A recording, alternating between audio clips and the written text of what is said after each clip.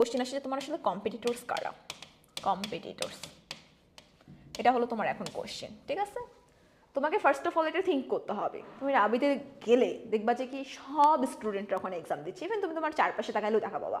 কারণ অনেকের এই ট্যাগটা নেওয়া অনেক বেশি দরকার, যে আমি ঢাবিতে পাইছি, আমি রাবিতে পাইছি, আমি চবিতে পাইছি, আমি জিএসটিতে পাইছি, বুয়েটে পাইছি, এই ট্যাগগুলোর অনেকের দরকার। এই জন্য অনেকে শখ করে সব জায়গায় এক্সাম দেয়, বুঝছো?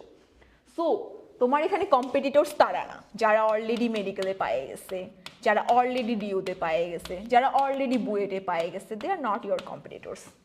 কারণ তারা অলরেডি ওগুলোতেই পড়বে। কেউ ডিউ ছাড়ে আসলে আরিউতে আসবে না, যদি একটা ভালো সাবজেক্ট পায় অবভিয়াসলি।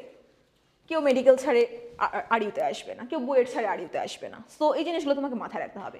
এখন এখানে কিন্তু তোমাদের কিন্তু অনেকজন কিন্তু আগে আউট অফ লিস্ট হয়ে যাচ্ছে, যাদের সাথে তুমি আসলে কম্পিট করছো অলরেডি আগে।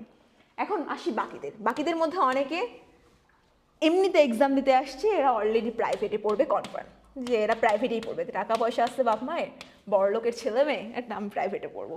সো এরাও আউট অফ লিস্ট। তোমার কম্পিটিটরস হলো সেই 50-60% স্টুডেন্ট যারা আসলে তোমার মতে এখনো কোথাও চান্স পায়নি। সো এই 50-60% স্টুডেন্টের মধ্যে তুমি কিন্তু লাস্ট পজিশনে নাই, তুমি কিন্তু একটু আগাই আছো তাদের থেকে। এই জিনিসটা সবসময় মাথায় রাখবা। অ্যান্ড আমি যে তোমাদেরকে প্যাটার্নগুলো বললাম, যে স্টেপগুলো বললাম, এগুলো যদি ফলো করো তাহলে তোমরা আরও 10 স্টেপ আগায় যাবা। সো এই জিনিসগুলোই হলো তোমার মাথায় রাখতে হবে। লাস্ট মোমেন্টে এসে ডিপ্রেসড হওয়া যাবে না, যে আমার এত জায়গায় হচ্ছে না, আমি এখন কী করব। যখন একটা মেডিকেল অ্যাসপিরেন্ট স্বাভাবিকভাবে যখন মেডিকেল হবে না তখন তার খারাপ লাগবে, ডিপ্রেসড হবে। অ্যান্ড ইভেন যখন ভার্সিটি এক্সাম দিতে আসে, যখন জাহাঙ্গীরনগরেও হবে না তখনও তার খারাপ লাগবে, কারণ জাহাঙ্গীরনগরের unique medical pattern. But still তার কাছে অপশন আছে তো নাকি? সো ট্রাই করতে হবে, কখনো হোপ ছাড়া যাবে না। এই জন্য ডিপ্রেশন এরা থেকে বের হোক। সো এটাই হলো তোমাদের মোটামুটি লাস্ট মোমেন্টের জন্য গাইডলাইন।